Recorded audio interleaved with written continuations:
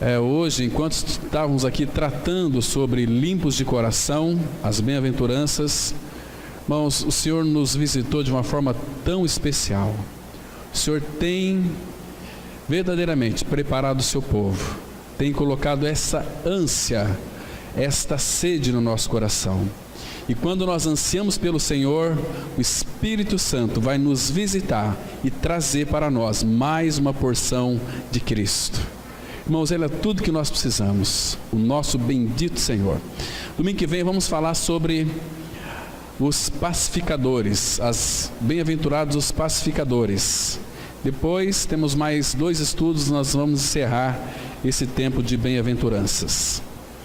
Isaías 28, versículo 16, a palavra de Deus, ela se expressa dessa maneira: portanto, assim diz o Senhor Deus, eis que eu assentei em Sião uma pedra, pedra já provada, pedra preciosa, angular, solidamente assentada. Aquele que crer não foge. Tem uma outra versão que diz assim: aquele que crer não se apresse. Vamos ter uma palavra de oração. Pai, mais uma vez, te damos muitas graças pelo privilégio imensurável que nós temos de abrir a Tua Palavra, porque de fato é a Tua Palavra. Precisamos que Teu Espírito Santo nos socorre, para que a gente possa enxergar, além da letra, a Ti mesmo. Pai, que Teu Espírito Santo invada as nossas vidas, ocupe todos os espaços do nosso coração, da nossa mente, e que haja uma quietude, porque queremos ouvir a Tua voz. Pai, tira todo o barulho interiormente que há em nós, para que então o Senhor encontre em nós caminhos para expressar o Teu Filho, pelo Teu Espírito na revelação da Tua Palavra. Toma-nos em Tuas mãos. Pai, nós entregamos nas Tuas mãos esta reflexão, este pão, para que Tu parte e distribui a cada um de nós, e que Cristo seja acrescentado em nossas vidas, Pai. Ele é o Senhor desta reunião, estamos aqui por causa dEle. Muito obrigado, Pai, porque todas as vezes que o Senhor nos congrega, o Senhor tem algo a nos dizer, e nós estamos em Tuas mãos, esperando o que da Tua parte o Senhor quer compartilhar conosco. Em nome de Jesus nós oramos. Amém. Queridos irmãos e irmãs, esse livro do profeta Isaías é considerado por muitos teólogos como o Evangelho de Cristo. Esse é o Evangelho do Antigo Testamento. E se nós garimparmos aqui, irmãos, cada detalhe, cada item, cada frase, cada palavra, nós vamos encontrar aqui simplesmente a pessoa de Cristo. Não tem outra pessoa, irmãos, que Ele fala, que Ele expressa. Aliás, em toda a palavra de Deus, o assunto é uma pessoa, é o bendito Espírito Santo. Ele já nos capacitou para isto, concedendo-nos o Seu Espírito Santo. Então, quando nós cremos no Senhor Jesus Cristo, irmãos, a palavra fala, Pedro fala lá em Atos 11, versículo 7, versículo 17, 18, que aqueles que de fato creram no Senhor Jesus Cristo, e crer é estar unido a Cristo, são pessoas que foram batizadas pelo Espírito Santo. Então, irmãos, e esse texto aqui, ele vai trazer para nós que Ele já assentou em Sião uma pedra que já foi provada, uma pedra já provada, uma pedra preciosa, uma pedra de esquina, uma pedra solidamente assentada. Aquele que crer não foge. Ou aquele que crer, não se apresse. Irmãos, essa pressa que nós temos em fazer as coisas faz com que muitas vezes cada um de nós a gente sucumba sobre a própria pressão daquilo que deu certo. Porque, irmãos, nós temos uma tendência de viver pelo certo e errado. Essa é uma maneira totalmente humanista e religiosa de viver cristianismo, pelo certo e pelo errado. O Pai não quer, irmãos, que nós vivamos pelo certo e pelo errado. O Pai quer que nós venhamos a viver pela pessoa de Cristo e, consequentemente, se é certo, é correto, que nós venhamos a viver pela paz de Cristo. Quando nós, então, começamos a viver pelo certo e errado, nós vamos sucumbir naquilo que nós mesmos criamos certas expectativas. Nunca é pelo certo e pelo errado. Então, quando nós começamos a viver pelo certo e errado, nós vamos criar, então, irmãos, expectativas, e todas essas expectativas, o nosso Deus e Pai, Ele vai frustrá-la.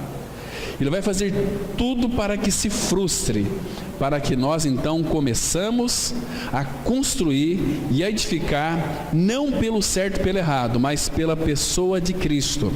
Hoje nós vimos pela manhã de uma forma tão graciosa, quando o Pai abriu o nosso entendimento, o coração, para que nós pudéssemos então compreender o que significa ter esse coração puro, esse coração limpo, esse coração que nos torna tão amigos de Cristo. Uma amizade muito entrelaçada. E nós vimos então como que o Pai trata com a nossa alma, deixando ela no lugar dela. Porque, irmãos, enquanto nós estivermos em evidência, enquanto nós desejarmos realizar algo, e a gente tem uma tendência, isso é muito comum do homem natural. O irmão leu aqui que o homem natural não compreende, não aceita as coisas do Espírito de Deus, porque para ele são loucura. Então, ele mede a si mesmo, talvez por outras pessoas, e começa a viver pelo certo e pelo errado. Irmãos, nós não vivemos pelo certo e pelo errado. Essa é uma postura do mundo. Viver pelo certo e pelo errado vai causar em nós muitas frustrações. Então, se eu fizesse uma pergunta aqui, por que muitos casamentos acabam? Você já parou para pensar? Por que muitos casamentos acabam? Sabe por quê? Porque tudo estava dando certo. Parece uma loucura isso, mas você vai compreender hoje o que significa viver pelo certo e pelo errado. Então, e as pessoas, irmãos, elas acham porque deu errado, esse conceito aqui de certo e errado tem que sair da nossa mente, tem que ser extirpado de nós. Deus, Ele não se ocupa pelo certo e errado na nossa vida. Ele nunca se ocupou com isso, né? Então, Deus, Ele tem uma definição do que está certo, do que está errado. Essa é a nossa definição, que muitas vezes nós implementamos no cristianismo, e o nosso cristianismo não funciona, ainda que conheçamos o Evangelho da Graça, ainda que passamos pela cruz, ainda que já morremos e ressuscitamos com Cristo, temos uma tendência de viver pelo certo e pelo errado, porque o inimigo, ele lança isso na nossa mente, porque ele quer desconstruir aquilo que o Pai, pelo seu Espírito, está construindo em nós. Ele sempre vai querer desconstruir. Então, Deus se ocupa com uma definição daquilo que é bom. Desde o princípio da criação, se você observar com bastante cuidado, você vai perceber que Deus depois que Ele criou todas as coisas, Ele viu que era muito bom, e depois disso, então, Ele abençoou toda a sua obra. Toda obra que Deus fez é boa. Toda obra que Deus fez tem a tua bênção, porque Deus fez e criou tudo baseado naquilo que Ele é, no seu amor, na sua perfeição, na sua bondade, na sua graça, na sua misericórdia. Então, queridos, a palavra fala que nós nunca vamos vencer o mal com o certo. Nós vamos vencer o mal de que maneira? Com o bom, nunca pelo certo. O certo é uma concepção humana de pessoas religiosas. Isso aqui é certo, nós não devemos fazer. Não, acho que essa doutrina aqui é errada. Não, acho que isso aqui não é assim. Eu acho que é. E esses achismos, a pessoa inconscientemente está vivendo pelo certo e errado. E, irmãos, nós nunca vamos, de fato, vencer o mal com o certo, sempre com o bom. Nós somos apressados para viver de uma forma certo ou errado, né? Então isso aqui é certo, vamos praticar dessa forma. Então nós só vamos vencer o mal com o bem. Vamos dar uma olhada, conferir alguns textos aqui. Se encontra em Romanos capítulo 12. Muito interessante, irmãos, esses versículos aqui, que Paulo vai mostrar como que a vida cristã, ela se expressa nessa nova vida, nessa mentalidade nova. Romanos 12, a partir do versículo 9, ele começa dizendo algo muito importante para cada um de nós. E aquilo que não é que você vai ter, é aquilo que você já tem. Está me compreendendo? Porque viver pelo certo e pelo errado, isso às vezes o inimigo, ele lança nesse campo muitas dúvidas. Então ele começa dizendo aqui o seguinte: o amor seja sem hipocrisia. Deus o Pai, Ele quer que nós então expressamos o seu amor, não de uma forma certa ou errada, sem hipocrisia, porque este amor aqui já foi derramado em nosso coração. Este amor é algo que nós temos que ter como uma convicção no nosso coração. O amor seja sem fingimento, detestai o mal, apegando-vos ao bem. Agora, olha o 10. Amai-vos cordialmente. A palavra cordial aqui é de cardia. Amai-vos de coração uns aos outros com amor fraternal, preferindo-vos em honra uns aos outros. Entende aqui? Irmãos, isso aqui significa que quando o meu irmão, a minha irmã, tem algo para falar mal de uma outra pessoa, nós que de fato vivemos pela vida de Cristo, devemos chamar as pessoas e dizer o seguinte: olha, por favor, fale mal de mim, porque você falando mal de mim a meu respeito, eu vou saber lidar com essa situação. Aquela pessoa muitas vezes não vai saber lidar com essa situação. Eu falo isso, irmãos, essa semana eu vi muitos casos de cristãos vivendo pelo certo e errado. Onde já se viu aquele irmão só faz as coisas erradas porque a Bíblia diz assim, ele vive de uma forma errada. Não é isso, irmãos. Nunca. Nós temos que ter o parâmetro de certo e errado para a nossa vida. O mundo aí fora vive pelo certo e errado. A igreja de Cristo não vive pelo certo e pelo errado. Vive sempre na bondade do nosso Pai Celestial. Olha o versículo 11. No zelo não sejais remissos, sede fervorosos de espírito, servindo ao Senhor. Regozijai-vos na esperança, sede pacientes na tribulação, na oração perseverantes. Uma vida que ele nos chama uma responsabilidade. Essa vida, todo o capítulo 12 de Romanos, é uma vida adequada àquilo que ele já depositou na sua igreja. Agora nós temos que desenvolver isto. Não agindo, isso aqui é errado, devo fazer isso. Não, irmãos, é deixar que o Espírito Santo então expresse tudo isto através de nós. Olha o versículo 14. Abençoai os que vos perseguem, abençoai e não amaldiçoeis. Irmãos, nós temos que ter uma convicção aqui muito clara. Se nós ainda não conseguimos abençoar as pessoas que nos perseguem, sabe o que isso significa? Significa que nós somos bebês em Cristo Jesus. Como, irmãos, que o nosso Senhor Jesus Cristo, uma vez que Ele vem habitar dentro de nós, Jeremias 32 fala para nós que Ele não faz outra coisa a não ser abençoar.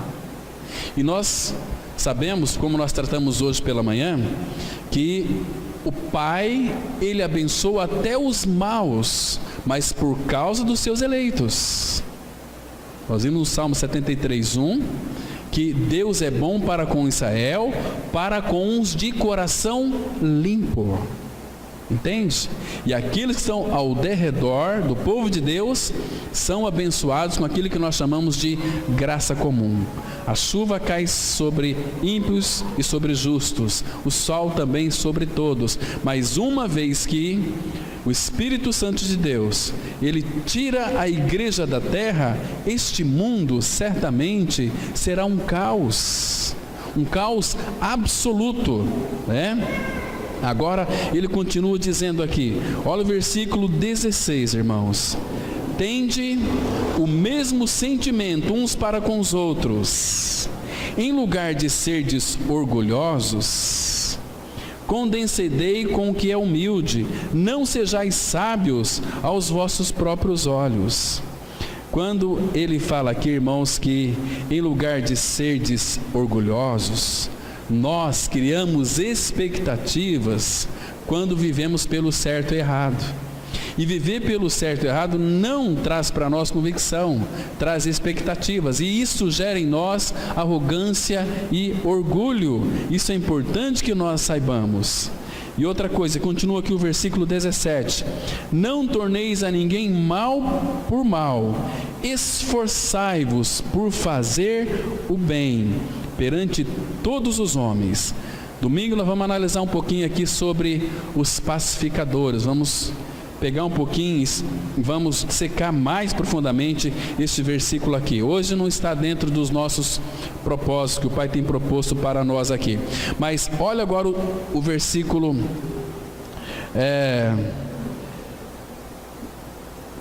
19 em diante. Não vos vingueis a vós mesmos, amado, mas dai lugar à ira, porque está escrito: a mim me pertence a vingança, eu é que retribuirei, diz o Senhor. Pelo contrário, se teu inimigo tiver fome, dar-lhe de comer, se tiver sede, dar-lhe de beber, porque fazendo isto, amontoarás brasas vivas sobre a sua cabeça. Não te deixes vencer do mal, mas vence o mal com bem. Então, a nossa arma para vencer o mal é a prática do bem. Estão me entendendo aqui? Agora, irmãos, nós sabemos que em nós não existe nenhuma bondade. Ninguém é bom. Aquele jovem rico, quando chegou para Cristo, disse o seguinte: bom mestre, que farei para herdar? Por que me chamas bom? Bom só tem um, que é Deus. E nós sabemos, irmãos, que bom é tão somente o nosso Senhor. E agora, pela obra da cruz, Ele veio habitar dentro de nós. Quando cremos naquela bendita obra consumada, onde ali nós perdemos a nossa velha vida. Então Ele habita em nós, Ele é bom. Então, o que significa então mas vencer o mal com o bem? Então nós temos uma resposta para toda a maldade.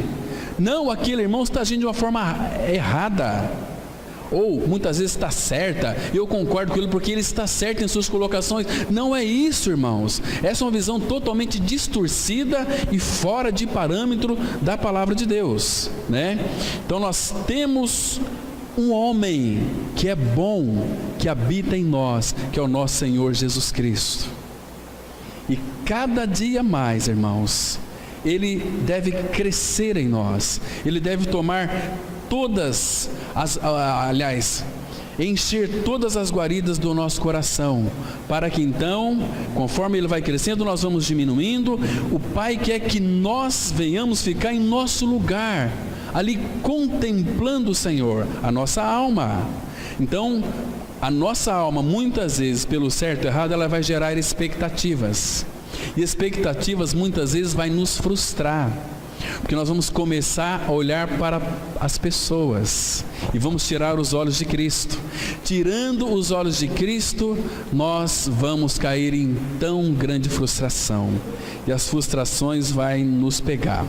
Muitas vezes, meus irmãos, o mal, ele entra devido a um suposto certo. Então, eu creio que isso é certo. É ali que Satanás ele começa a nos iludir. Ele quer e deseja que nós venhamos a viver pelo certo e pelo errado. Isso aqui, irmãos, no nosso dia a dia nós não temos uma tendência de julgar pelo certo e pelo errado. Isso aqui é certo, isso aqui é errado. Então, certo e errado é o aspecto humano, da alma. Agora, viver pela paz de Cristo, viver pela vontade do Pai. Por isso que a oração do Pai Nosso é muito interessante. Seja feita a tua vontade, assim na terra como já foi estabelecida nos céus. É viver pela vontade dele, não pelo certo e pelo errado. Então, viver de fato pelo certo e errado é o que tornou a gente vaidoso, orgulhoso, presunçoso e arrogante. Sabe por quê? Porque quem vive pelo certo sabe que isso não leva a lugar nenhum. Vocês se lembram de Jó? Irmãos, como Jó era um frustrado. Ele se frustrava porque ele sempre vivia pelo certo e pelo errado. Então o Senhor o amava, ele era um filho de Deus, já desde a fundação do mundo, mas o Pai precisou então trabalhar na vida de Jó para que ele se frustrasse em todas as suas expectativas, até que reconhecesse que o Senhor era aquele que tudo pode e que nenhum dos projetos do Pai poderia e pode ser frustrados. Irmãos, vamos dar uma olhada lá para a gente verificar um pouco da vida de Jó. No livro de Jó, no capítulo 29, a partir do versículo 14, Jó 29, versículo 14 em diante, vamos ver se a gente consegue identificar aqui como Jó era cheio de expectativas sobre si mesmo. Eu quero que você observe aqui uma terminologia que foca a pessoa de Jó, porque aqui o que está em realce é a pessoa de Jó, né? Então ele diz assim, no versículo 14, olha aqui, irmãos, as expectativas criadas por Jó. Verso 14, eu me cobria de justiça. Qual justiça que era de Jó aqui? Era dele próprio. Eu me cobria de justiça. Não era a justiça de Deus. Jó, quando ele olhava para si mesmo, ele via um homem muito justo. Então aquilo que ele tinha em mente é o que julgava ser certo. Tanto é quando seus filhos iam para aquelas baladas, participava daquelas festas, daqueles grandes banquetes, Jó achava que era certo oferecer sacrifício para seus filhos ao Senhor, porque ele pensava assim, quem sabe meus filhos cometeu algo errado, cometeu algum pecado. Então Jó fazia isso continuamente, porque olha, eu me cobri de justiça e esta me servia de veste, como manto e turbante era a minha equidade.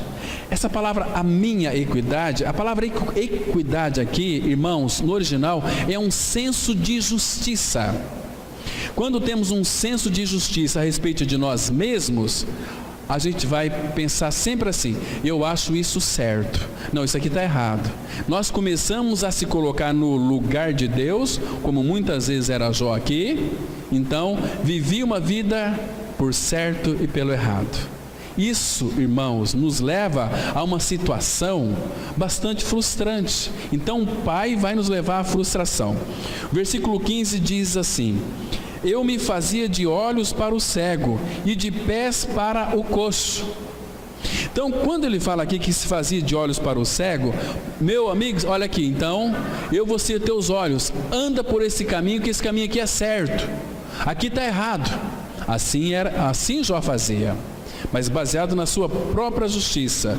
Olha o versículo 16: dos necessitados era pai, e até as causas dos desconhecidos eu examinava. Isso aqui é certo, isso aqui é errado. Então ele julgava dessa forma. Mas era baseado na sua justiça, na qual de fato ele vivia. E o versículo 17 diz assim: eu quebrava os queixos do iníquo, e dos seus dentes lhe fazia eu cair a vítima. Eu cair a vítima. Então, por que ele quebrava os queixos? Porque ele via que aquele procedimento era errado.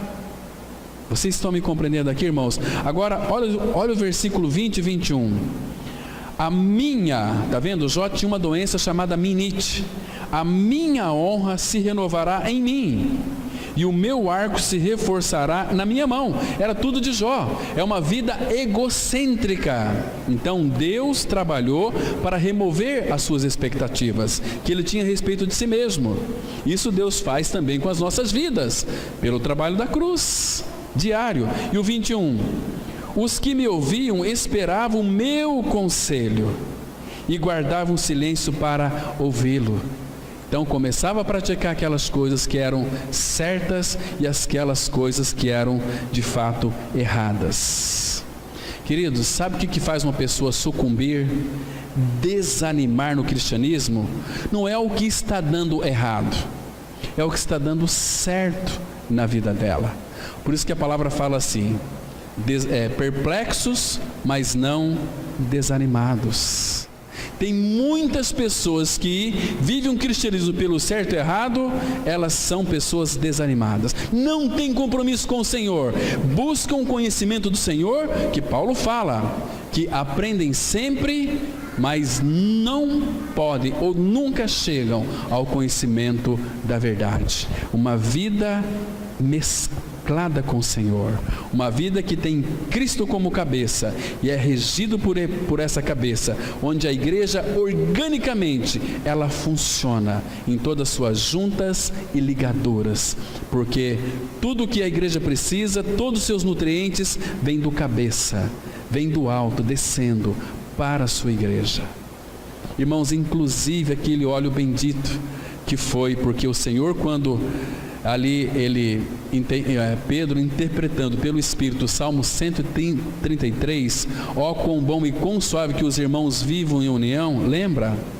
Então é como óleo precioso, teve um preço a ser pago, que sobre a cabeça, sobre a barba de Arão, que era uma figura de Cristo, e desce pelas golas das suas vestes. Então, quando o Senhor Jesus Cristo, ele morreu e ressuscitou, nos incluiu na sua morte e ressurreição, ele foi ascenso, ele ascendeu os céus, ele foi glorificado. Então, ele recebeu do Pai a bendita promessa do Espírito que Deus havia prometido. O que ele fez?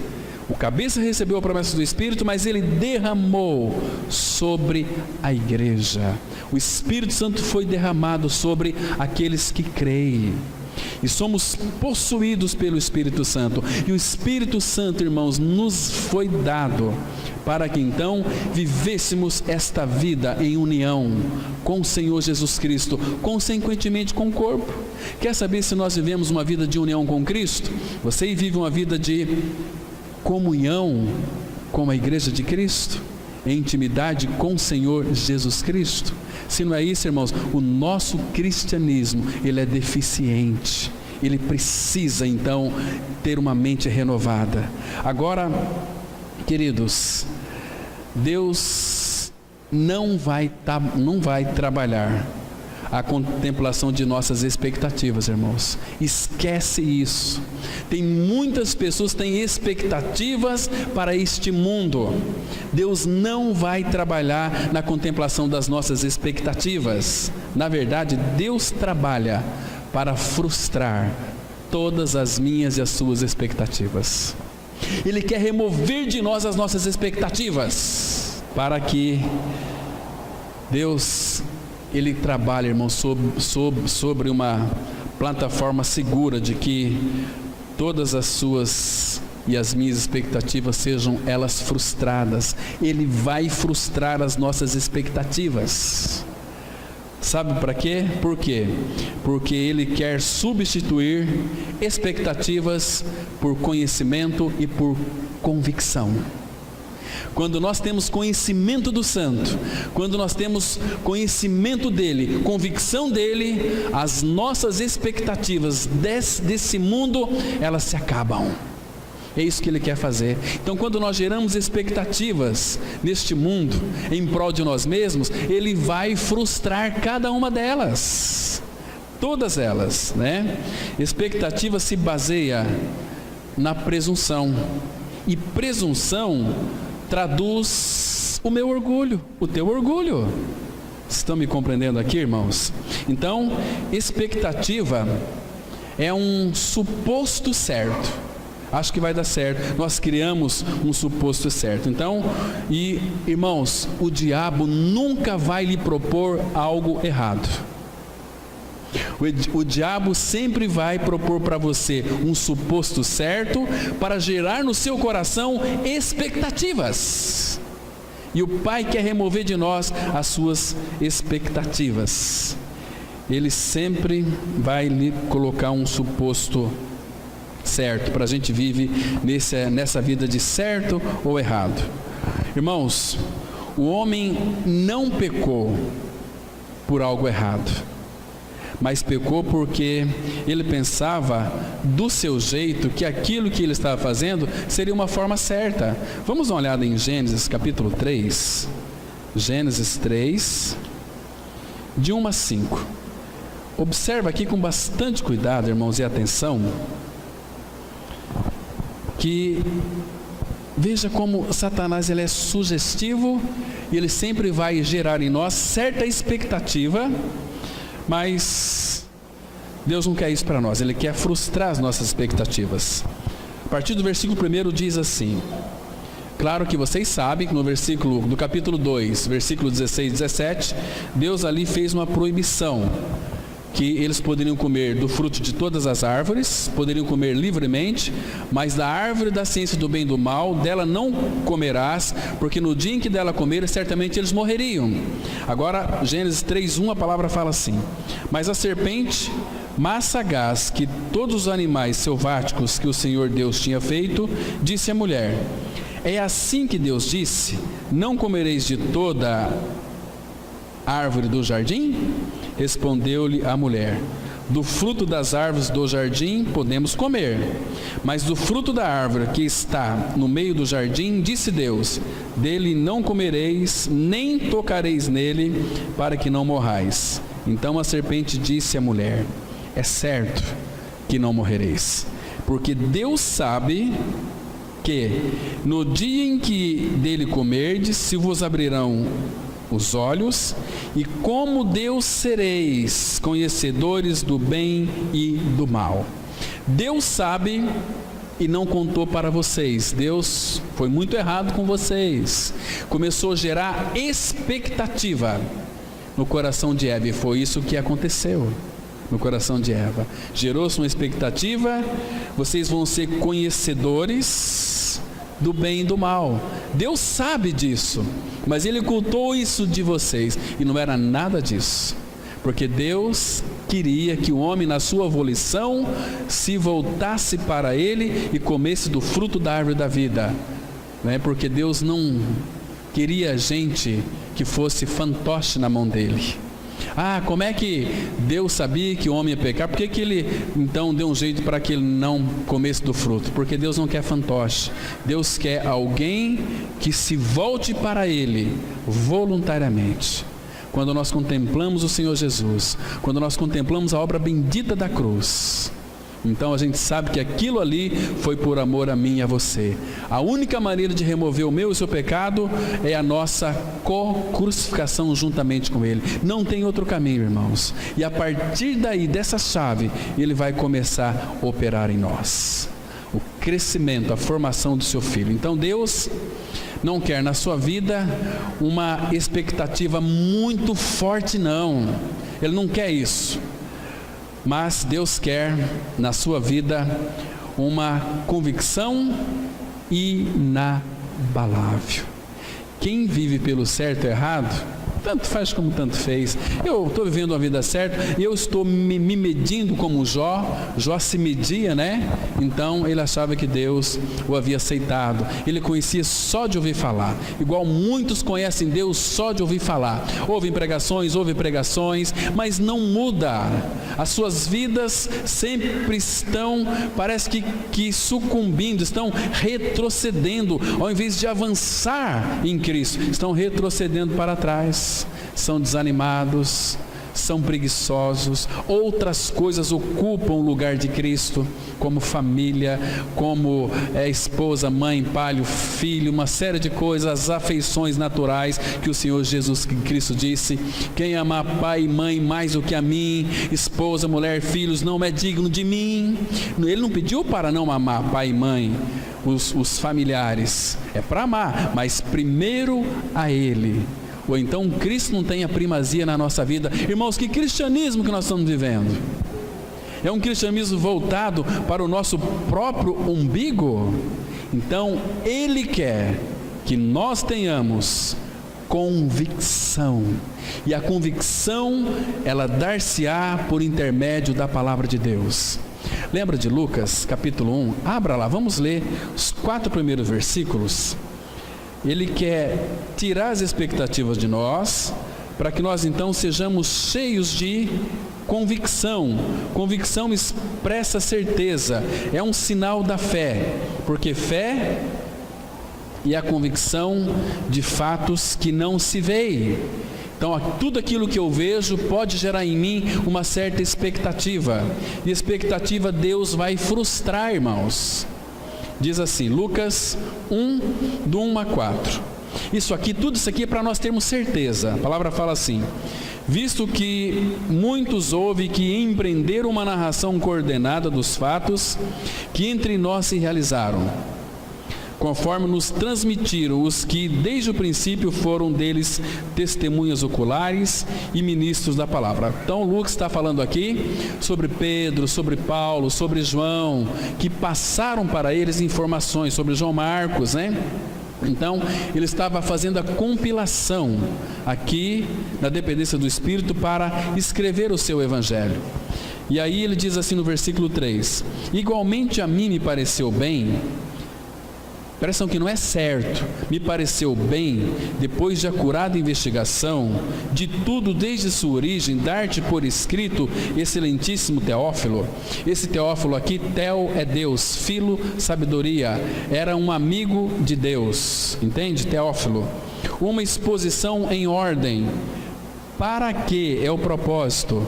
Para que tenhas plena convicção, plena certeza das verdades em que foste instruído.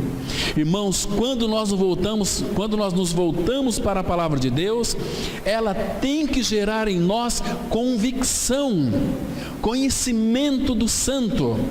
Se não gerar isso, vai gerar em nós expectativas, e aí nós vamos ser como muitos evangélicos: vamos lá hoje buscar a nossa bênção. Isso é gerar expectativa. Então o Pai, Ele vai remover essas expectativas para gerar em nós convicção inabalável. Entende, irmãos? Está me compreendendo aqui? Vamos dar um pulinho lá em Provérbios 22, de 19 a 21. Porque se a nossa confiança estiver no Senhor, irmãos, ninguém vai mais nos frustrar. Sabe por quê? Porque nós não vamos ter mais expectativas de ninguém. O que Deus espera de nós, irmãos? O que o Pai espera de nós? Apenas que nós respondemos a Ele, uma vida de santidade que Ele já nos dá para nós. Agora veja aqui o versículo 19: para que a tua confiança, claro que no 18 ele está dizendo que é para a gente guardar no coração as palavras de sabedoria que vem dele, né? Porque é uma coisa agradável guardar no coração e o aplicar aplicar todos aos teus lábios. Olha o 19 agora: para que a tua confiança esteja no Senhor. Irmãos, a confiança no Senhor vai gerar em nós convicção, não expectativa, no Senhor, né? E o que mais aqui? Quero dar-te hoje a instrução a ti mesmo. Porventura não te escrevi excelentes coisas acerca de conselhos e conhecimentos, para mostrar-te a certeza das palavras da verdade, a fim de que possas responder claramente aos que te enviarem. Irmãos, então o que ele quer promover no nosso coração? Você acha que o Pai quer criar no teu coração, no meu coração, expectativas? Não, Ele quer criar em nós convicção, e essa convicção, ela vai se dar através do conhecimento dEle, não apenas bíblico, porque se você lê a Bíblia, mas não conhecer o Senhor, não tem intimidade com Ele, como os judeus, vocês estão aí examinando as Escrituras, vocês se julgam ter nelas a vida eterna, e são elas que falam, testificam de mim, contudo não quereis vir a mim para terdes vida, ficam bitolados na Bíblia. A Bíblia é para ser lida, é o nosso alimento, mas irmãos, temos que encontrar o Senhor e desfrutar de uma vida relacional com Ele, intimidade com Ele, senão nós vamos ser simplesmente crentes, sem nenhuma convicção, cheios de expectativas. É assim que vai funcionar muitas vezes, irmãos. Então, a convicção do povo de Deus é tanta que às vezes vão buscar apressadamente conselhos com aqueles homens, né, que são mais velhos. Quantas vezes eu já recebi conselhos de pessoas sobre algum assunto que eu tinha que tratar? Olha, Cláudio, vai lá, visita aquele senhor, ele já viveu muitos anos de vida, já passou por tantas circunstâncias, então ele é um homem muito inteligente, com a sua experiência de vida. Eu falei assim, mas ele é um cristão? Não, ele não é cristão, né? Mas ele tem muita experiência, ele dá conselho para muitas pessoas. Irmãos, isso é criar expectativas do homem, porque a palavra fala assim que feliz é o homem que não anda no conselho dos ímpios. Por mais inteligente que seja um homem, sem a vida de Cristo, ele vai dar conselho para nós, que vão gerar em nosso coração tão somente expectativas. Eu louvo a Deus e agradeço pela educação que meus pais me deram. Portanto, Pedro vai dizer que o legado que eles deixaram para mim, para todos nós, são fúteis. Por quê? Porque não veio do Senhor, é do homem para o homem. Do homem para o homem, a palavra fala que vão é o socorro do homem. Nós não podemos criar expectativas de homens. Jamais, é o Senhor. Nós podemos ajudar uns aos outros, mas no Senhor, em Cristo, Ele é o ajudador. O socorro do homem é vão, né? Não, mas a pessoa tem mais experiência, é mais velho, idoso, não sabe mais do que um jovem cristão. Não sabe. Por quê? Deixa eu mostrar para vocês em Jó, capítulo 12, versículo 12 e 13. Olha o que a Bíblia diz aqui, irmãos, para que os irmãos não fiquem frustrados, né? Porque, irmãos, eu conheço pessoas que estiveram aí envolvidos em conselhos de ímpios, pessoas de uma moral ilibada, pessoas gente fina pra caramba, pessoas que eram assim, olha, ninguém poderia falar mal dessas pessoas. Era um exemplo, mas não é um exemplo para um filho de Deus. Porque todos os conselhos que nós temos está na palavra dele. Ele é quem nos aconselha, né? Ele é quem nos instrui. E aqui Jó 12 e 3, a palavra fala assim. Ele faz uma pergunta e depois ele responde: está a sabedoria com os idosos e na longevidade o entendimento? Ele faz uma pergunta. Primeiro, a sabedoria está com os idosos? Ele viveu muitos dias, será que com este homem está o entendimento? Qual é a resposta no versículo 13? Não. Com Deus está a sabedoria e a força. Ele tem conselho e entendimento. Irmãos, para de se frustrar com pessoas. A gente se frustra com pessoas porque nós colocamos expectativas nelas. Tira os olhos de pessoas, coloca no Senhor. Ele nunca vai te frustrar. Mas nós dependemos do pastor, dependemos de um de outro. Sim, somos o corpo de Cristo, precisamos um do outro, né? Mas sempre no Senhor, porque senão nós vamos fazer discípulos para nós. Estão me entendendo? E quando nós fazemos discípulos para nós começamos a nos apoiar no homem. Paulo disse assim: olha, a minha palavra e a minha pregação não consistiram em linguagem persuasiva de sabedoria humana, para que a vossa fé não se apoiasse na sabedoria humana, e sim no poder de Deus. Imagina Paulo no nosso meio, seria muito amado de nós. Tínhamos que amar Paulo, e amaríamos com certeza. Irmãos, mais um detalhe aqui importante. Ele ia falar para nós o seguinte: olha, queridos, vocês estão focando muito em mim, é no Senhor. Eu posso frustrar vocês, mas Ele não vai frustrar vocês. Entende, irmãos? Quantas e quantas vezes nós frustramos porque criamos expectativas a respeito de pessoas, e o Pai sempre vai remover essas expectativas da nossa vida. Então, irmãos, muitas vezes o que nos magoa não é o que a pessoa faz de errado, é o que a pessoa faz de certo. Sabe por quê? Porque a presunção que nós merecemos o certo dele, seria para nós, né? Então a gente se frustra. Você não está magoado com a outra pessoa, jamais. Você está magoado pela frustração da sua expectativa. Então, irmãos, nós temos que agradecer todas aquelas pessoas que nos frustram. Ah, como temos que agradecer, né? Elas são bênção na nossa vida, né? Então, aqui em Jó, vamos ler o capítulo 8, versículo 14. Deixa eu mostrar aqui mais um versículo interessante. A nossa firmeza em ímpios vai ser frustrada, porque o Senhor vai frustrar isso de nós. Olha só o versículo 13, Jó 8,13. São assim as veredas de todos quantos se esquecem de Deus, e a esperança do ímpio perecerá. A sua firmeza será frustrada, e a sua confiança é teia de aranha. Você vai ficar preso à teia de aranha, irmãos? Não. Nós temos um Deus que tudo pode. Ele não vai nos frustrar, mas nós nos frustramos uns com os outros. Esperava tanto daquele irmão, olha só, aquele casal era um exemplo para a minha vida, eles caíram, né? Então houve uma frustração.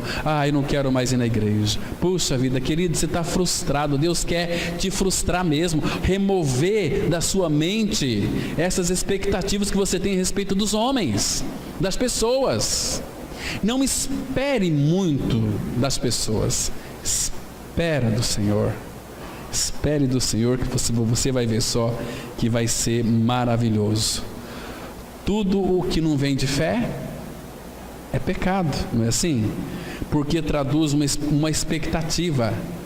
Se não vem de fé é pecado, por quê? Porque vai gerar uma expectativa, né? Se não é fé.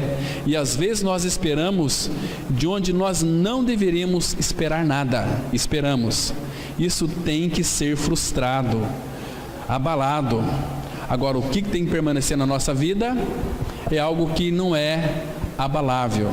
Lá em Hebreus 12, 28, a palavra fala assim, que tudo aquilo que é abalável, Ele vai remover de nós, para que, recebendo nós um reino inabalável, retenhamos a fé. Fé é convicção de fatos que não se veem. Retenhamos a fé pela qual, sirvamos a Deus de um modo agradável. De que maneira? É buscando os conselhos do Senhor, para viver uma vida agradável a Ele. Reter a fé, porque nós já recebemos um reino inabalável. Qual que é este reino? Onde está Cristo, está o seu reino. Lindo isso, né? E onde é que está o reino? Está lá? Está lá? Está ali? Não.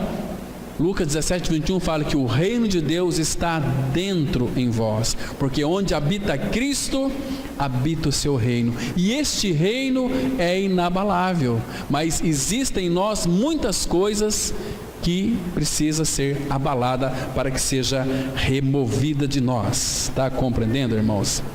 Queridos, deixa eu fazer uma pergunta aqui. Quem te ensinou a pensar no amanhã como expectativa do futuro? Para pensar. Quem ensinou você a pensar no amanhã como expectativa do futuro? Quem que ensinou você a pensar assim? Sabe quem foi? O diabo. O diabo que pensou, que fez você pensar dessa maneira. Deus nos ensinou a pensar de uma forma que gera uma esperança eterna em nós. Nós somos ensinados a pensar numa perspectiva eterna. João 10, 28, Jesus disse assim: eu lhes dou a vida eterna. Ah, lá no futuro Jesus... Não, está errado. Vida eterna aqui e agora. Aqui e agora, não é lá. Olha, irmãos, aqui ninguém vai para o céu. Ninguém aqui vai para o céu. Aqui ninguém vai para o inferno. E agora? Parece que tem um intermediário aqui. A gente, queridos, de onde que você veio? Para pensar um pouquinho.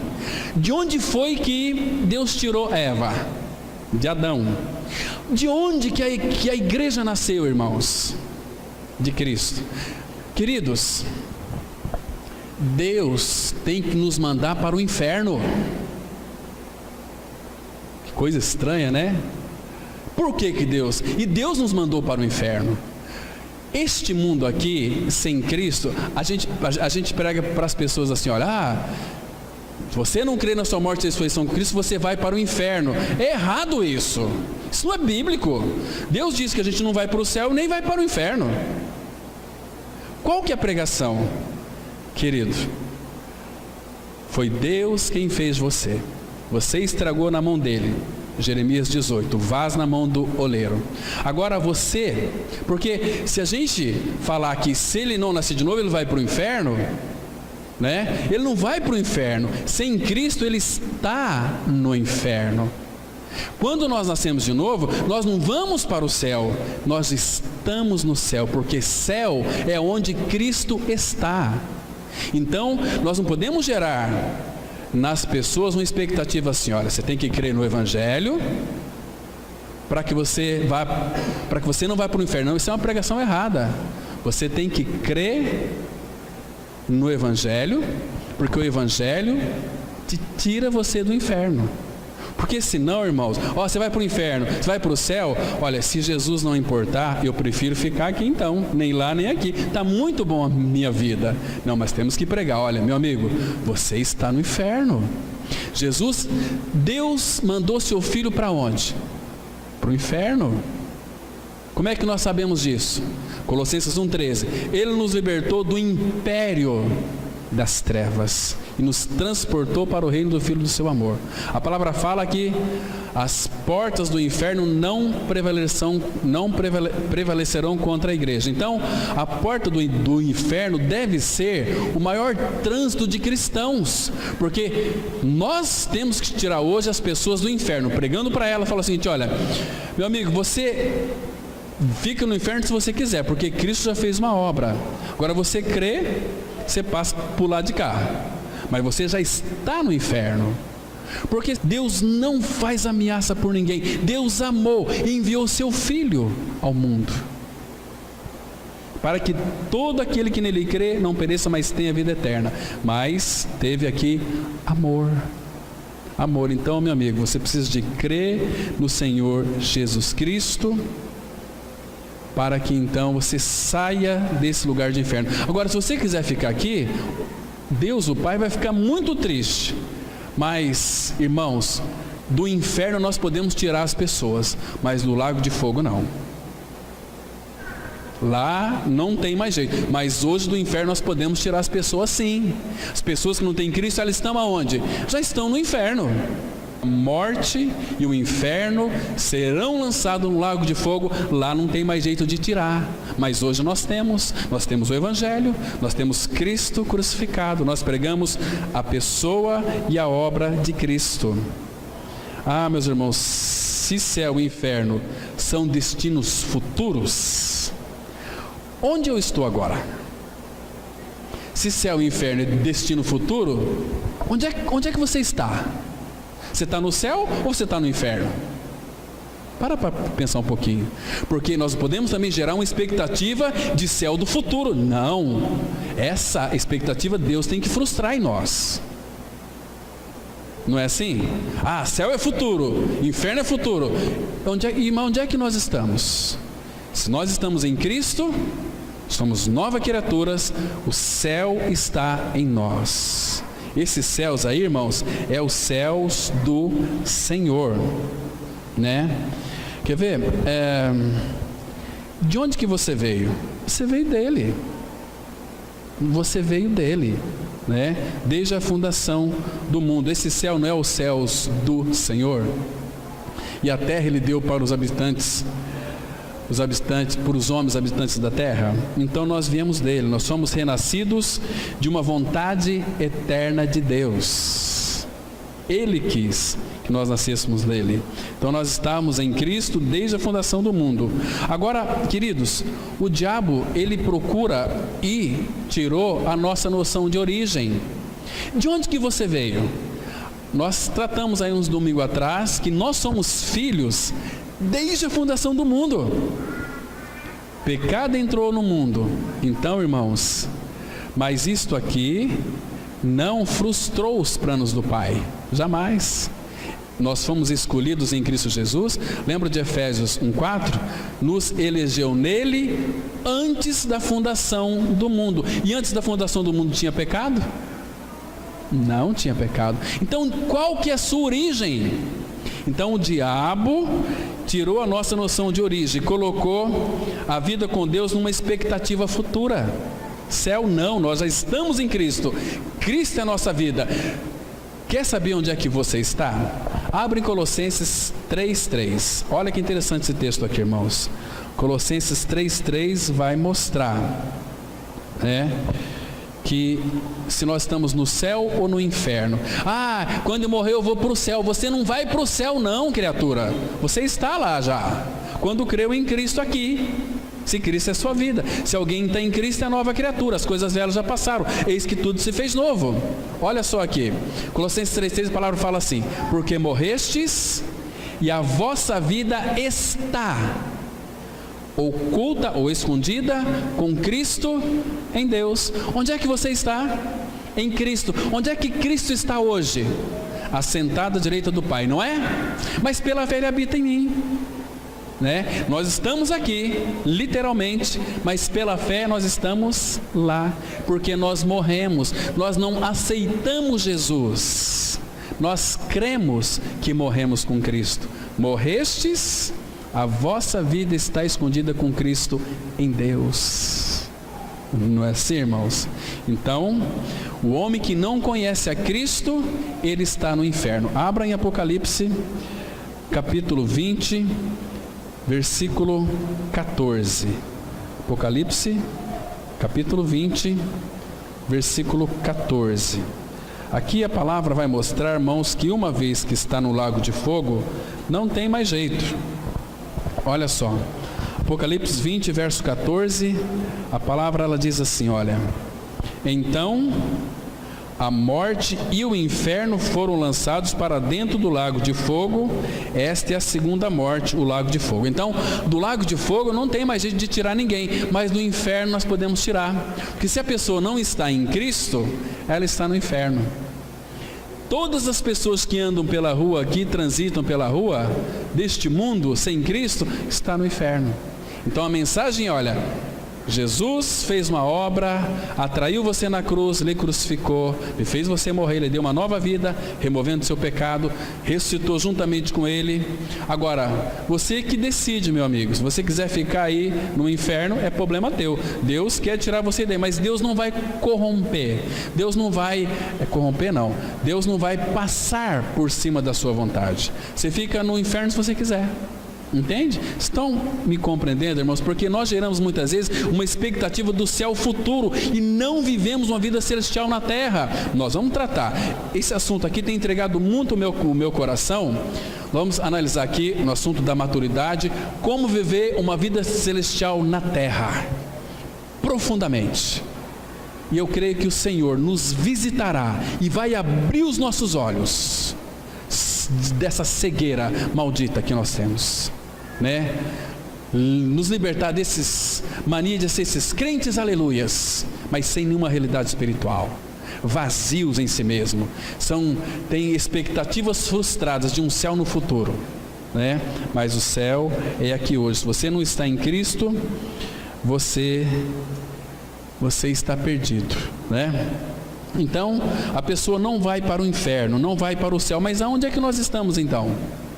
Não existe um período intermediário, não existe, porque se fosse céu ou inferno, as pessoas queriam viver nem no céu nem no inferno. Olha, se Jesus não se importar, eu quero viver aqui, né? Não, queridos, ou nós estamos em Cristo ou nós estamos no inferno. Isso aqui é muito claro dentro das Escrituras Sagradas, né? Então qual que é o papel da igreja também? Tirar as pessoas do inferno, né? Porque Deus enviou seu Filho para o inferno para nos libertar do império das trevas, né? Então, queridos, eles precisam entender que quando a gente prega o Evangelho para essas pessoas, é para que eles entendam que eles não são do inferno, e se estão no inferno, eles podem sair porque a obra já foi consumada no Calvário. Vocês entendem? Falar com convicção. Para quê? E Deus diz assim: para que havereis de morrer? Porque Deus não tem prazer na morte de ninguém. Está me compreendendo, irmãos? Então, lembre-se de uma coisa: quem crê não se apressa, não foge.